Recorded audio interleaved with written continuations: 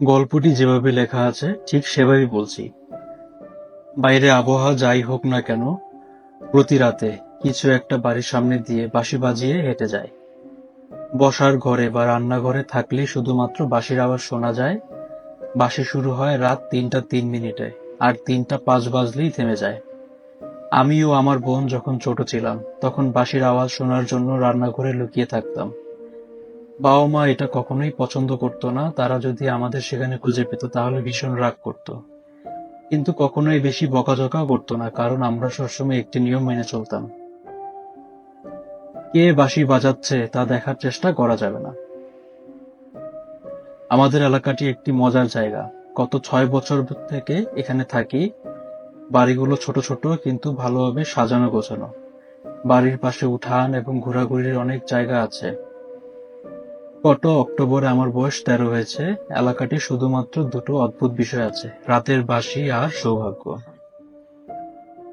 বাঁশির আওয়াজ আমাকে কখনোই খুব একটা বিরক্ত করেনি, আর আমার বেডরুম থেকে বাঁশির আওয়াজ শোনাও যায় না।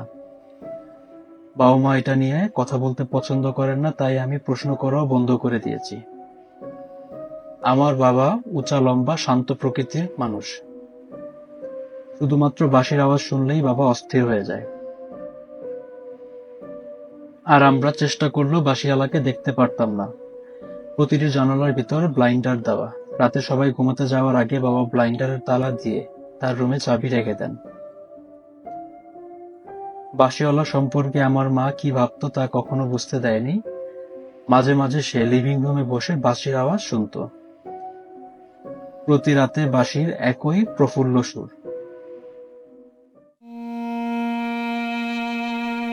আমাদের এলাকায় দুটো অদ্ভুত জিনিসের কথা বলেছিলাম। এক হচ্ছে রাতের বাঁশিওয়ালা আর সৌভাগ্য। এই এলাকায় যারা থাকে তারা সবাই সত্যিই ভাগ্যবান।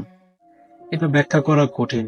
এখানকার লোকদের সাথে অনেক বেশি বেশি ভালো ঘটনা ঘটে: লটারি জেতা, চাকরিতে অপ্রত্যাশিত পদোন্নতি পাওয়া, ব্যবসায় দ্রুত উন্নতি, ইত্যাদি ইত্যাদি। এখানকার পরিবেশটাও বেশ ভালো, আর এলাকাটিতে তেমন কোনো ক্রাইমও ঘটে না।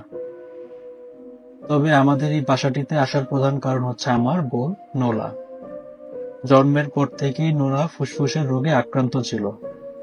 জন্মের পর আমরা ওকে বাড়িতেও আনতে পারিনি, শুধুমাত্র হাসপাতালে দেখতে যাই। আমার মনে আছে অন্য বাচ্চাদের তুলনায় নোলা অনেক ছোট ছিল। মেশিনের মাধ্যমে শ্বাস নিতে